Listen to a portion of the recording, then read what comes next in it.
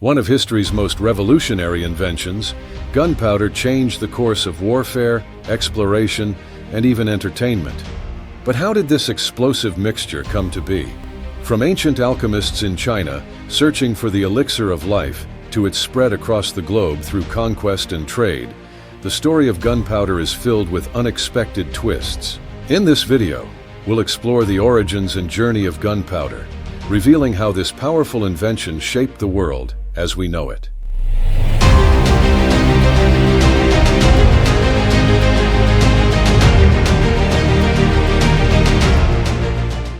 What is gunpowder?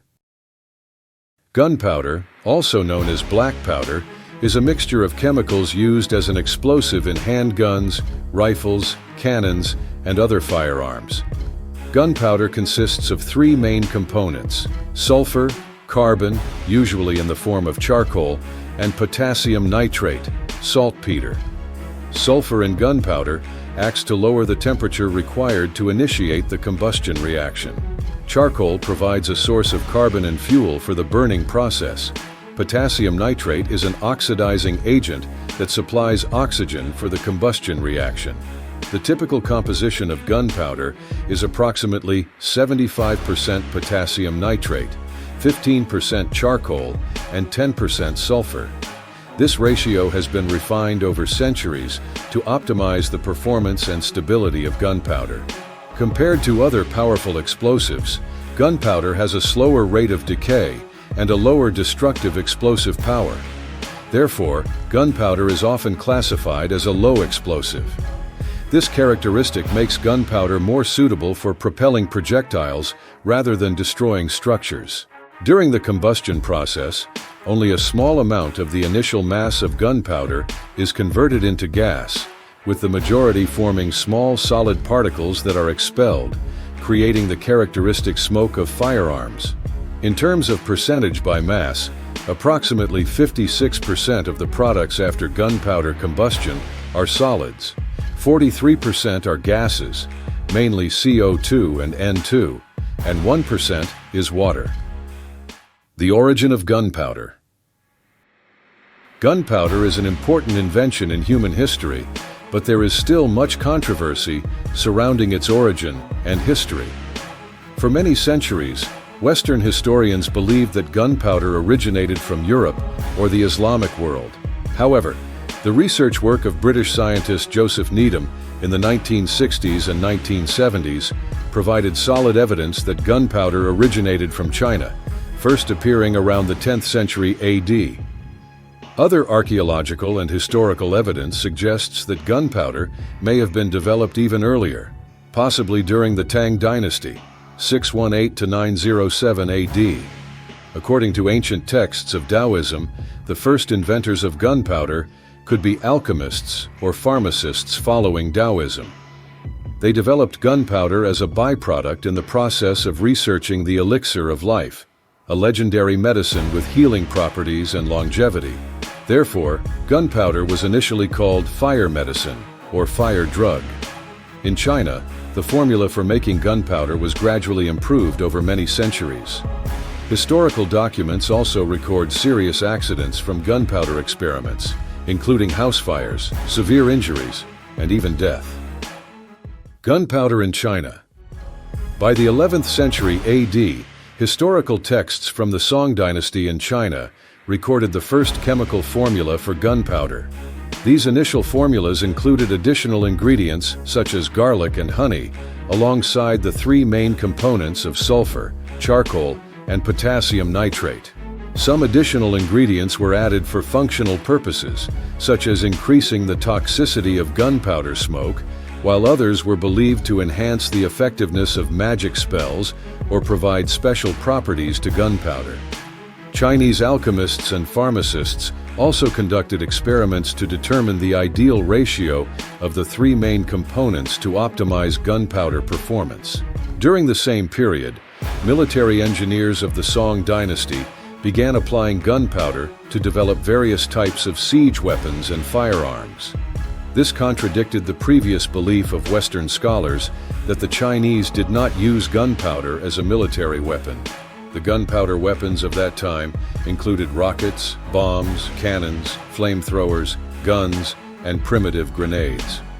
Although still rudimentary, this was the first time gunpowder became an explosive and propellant for various weapons. However, due to limited technology and scarce quantities, gunpowder did not truly exert its effectiveness on the battlefield or have a significant impact on the war situation at that time. This technology remained limited within China until the 12th century, when the Mongols invaded and brought gunpowder to other civilizations. Gunpowder spreads worldwide.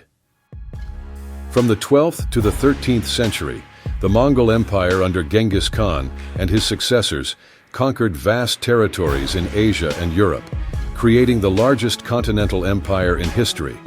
This massive territorial expansion played a crucial role in spreading gunpowder technology from China to other regions around the world. Specifically, there are many theories about how gunpowder spread widely across Europe, the Middle East, and Africa. One popular theory is that the Mongols used Chinese engineers and gunpowder craftsmen in their invading armies. These individuals are believed to have introduced firearms and gunpowder manufacturing techniques to Europeans and the Middle East.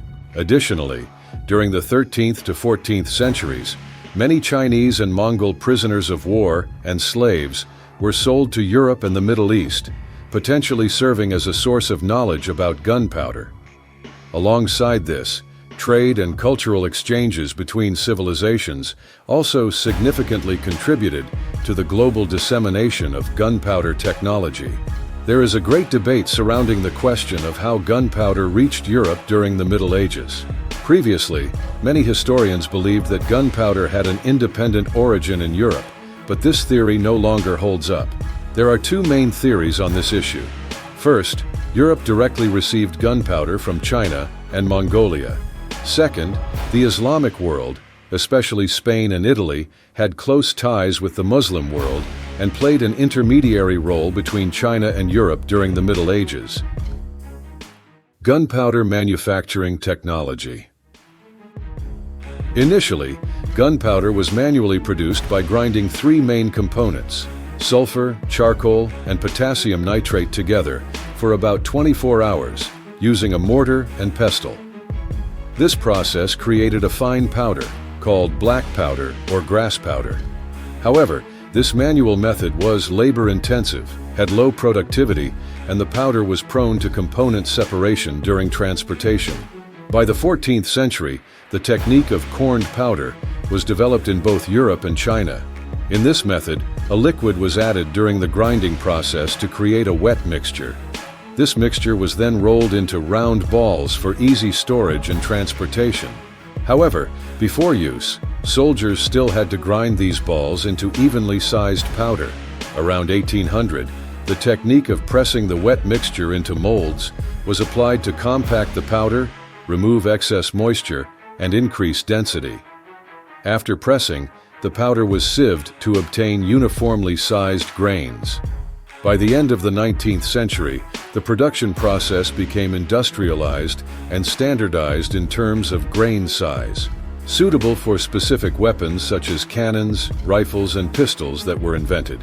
For example, fine-grained FG powder was used for large-caliber weapons and pistols, while superfine FFFG powder was used for small-caliber weapons, rifles, and priming. Attitude towards gunpowder. When it first appeared, gunpowder was a strange technology that caused various reactions worldwide. The most common belief was that gunpowder was related to demons or witchcraft. This is understandable because the smoke, noise, and devastating power of gunpowder made a strong impression. As a result, gunpowder was opposed by many sectors such as the military, religion, philosophy, literature, and citizens everywhere. However, in reality, gunpowder technology still spread and was quickly accepted wherever it appeared, even in civilizations that considered the use of firearms illegal. This shows the immense practical potential of gunpowder that cannot be ignored. Many objections to gunpowder can be understood as objections to war in general, such as the Catholic Church, which has never banned the use of gunpowder and even honors Saint Barbara as the patron saint of artillery. Thus, it can be seen that people's attitudes towards gunpowder are very complex. By the end of the 19th century, the emergence of nitroglycerin, nitrocellulose, and smokeless powder gradually replaced the role of gunpowder. The reasons were that gunpowder was limited in terms of moisture absorption, chemical reaction efficiency, residue formation, which reduced weapon performance and revealed hiding positions through smoke. These new replacement substances were stronger, safer, and more efficient, quickly completely replacing the role of gunpowder, except in fireworks and similar entertainment activities. The legacy of gunpowder. No list of mankind's greatest inventions would be complete without gunpowder. Gunpowder revolutionized not only warfare, but also construction, mining, and entertainment. Its impact was not limited to direct changes, but also included far-reaching indirect effects that are too numerous to list. However, it is important to note that gunpowder was only a tool, not the cause of all those changes. Therefore, we should not simplify the true impact of gunpowder.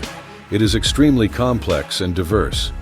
Despite its importance, the history and mechanism of gunpowder remain unclear, partly because gunpowder gradually became obsolete in the era of science and technology, leaving researchers with less motivation to study it than other explosives. Fortunately, however, in recent years, knowledge about gunpowder has expanded significantly.